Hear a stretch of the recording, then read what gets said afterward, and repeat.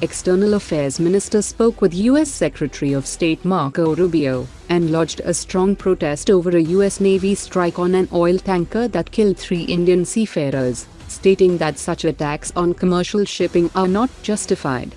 An Indian Air Force AN-32 transport aircraft crashed during landing at the Jorhat Air Force Station in Assam. Further details regarding the cause of the incident and the status of the crew are awaited. Defense Minister Rajnath Singh inaugurated the Advanced Weapon System Complex at DRDO's Defense Research and Development Laboratory in Hyderabad that will support the integration, assembly, testing and qualification of next-generation missile systems. DRDO's Indigenous Netra Mark 1 is set to receive final operational clearance on 25 June, 11 years after being inducted into service. Navi Mumbai-based Stravex Technologies has developed AgniStrike, an indigenous drone interceptor designed to detect, track and neutralize hostile aerial threats. During Prime Minister Modi's upcoming visit to Paris, India and France will accelerate negotiations for the construction of 3 additional Kalvari-Class submarines for the Indian Navy. Chennai-based Tunga Aerospace has emerged as the L1 bidder for supplying 78 high-altitude small drones to the Indo-Tibetan Border Police.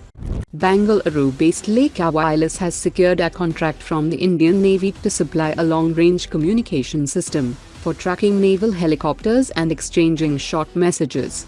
Jaishankar Aerospace is developing indigenous autonomous swarm technologies aimed at enabling coordinated operations by multiple unmanned platforms. The Defence Acquisition Council will review a proposal next month to procure around 250 Verba manpads launchers and 5,000 missiles for the Indian Army at an estimated cost of 1,200 crore rupees. The Indian Navy has ordered 20 indigenous GNSS jammers that will reduce the effectiveness of Pakistan's Smash missile by disrupting satellite navigation signals used during its mid-course flight phase. The DRDO has carried out the first flight test of the naval anti-ship missile medium range from the ground using a solid booster. The 350 km range high subsonic missile is equipped with 200 kg plus warhead and follows low-altitude sea skimming trajectory.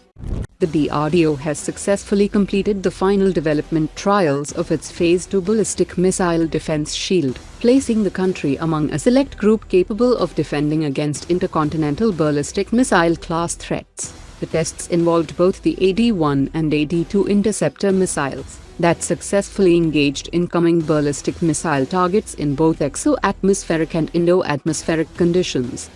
Larsen & Toubro showcased an experimental UAV that features a modular design and could serve as a technology demonstrator for India's Ghatak UCAV program. The platform uses 55% carbon fiber reinforced polymer composites and 45% metallic structures, with a 2.5-ton airframe, 12-ton all-up weight, 3,700 kg fuel capacity and 1,100 kg payload capacity. Russian officials have said that Moscow's renewed push for technology transfer and local manufacturing of the Su-57 in India is aimed at recreating the successful Su-30 production model. Moscow wants Indian companies to become an integral part of the Su-57 manufacturing ecosystem, supplying components and subsystems both for Indian requirements and for Russian production and future export customers. Russia is encouraging India to commit to local manufacturing of around 100 aircraft, as it will expand production, lower costs, improve component availability, and strengthen the Su-57's competitiveness in the global market. Today's top 3 comments.